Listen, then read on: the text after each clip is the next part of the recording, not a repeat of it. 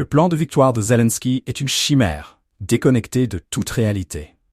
Voilà les mots frappants de Jay Bowes, journaliste bien connu, qui sur le réseau social X a exprimé sa profonde inquiétude face aux dernières déclarations du président ukrainien.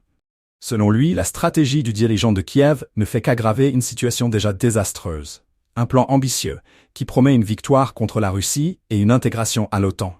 Mais pour Bowes, c'est un rêve impossible, voire dangereux. Abonnez-vous et partagez cette vidéo pour rester informé sur ce qui pourrait être l'un des plus grands tournants géopolitiques de notre époque. La réalité est bien plus sombre.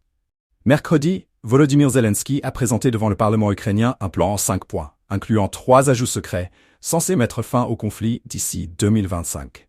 Parmi ces mesures, une adhésion rapide à l'OTAN, la levée des restrictions sur l'utilisation d'armes à longue portée contre la Russie et la mise en place d'une stratégie de confinement non nucléaire pour réduire l'influence russe.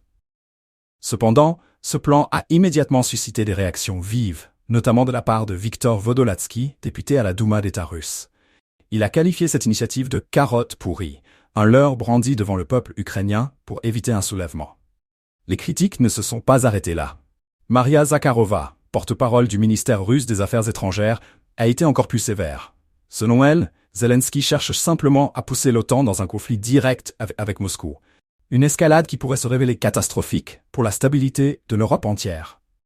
La question qui se pose aujourd'hui est simple. Jusqu'où l'Ukraine est-elle prête à aller pour vaincre son puissant voisin? Les ambitions de Zelensky, bien que saluées par certains comme un acte de bravoure et de résistance, sont perçues par d'autres comme un acte de provocation désespérée.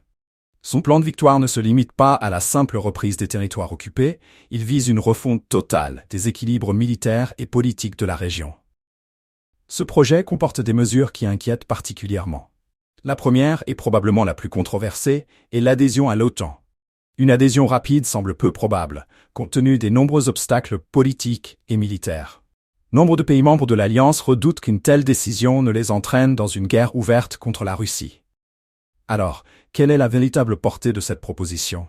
S'agit-il simplement d'une carte diplomatique à jouer pour obtenir plus de soutien occidental, ou Zelensky croit-il réellement que l'OTAN acceptera de prendre ce risque immense?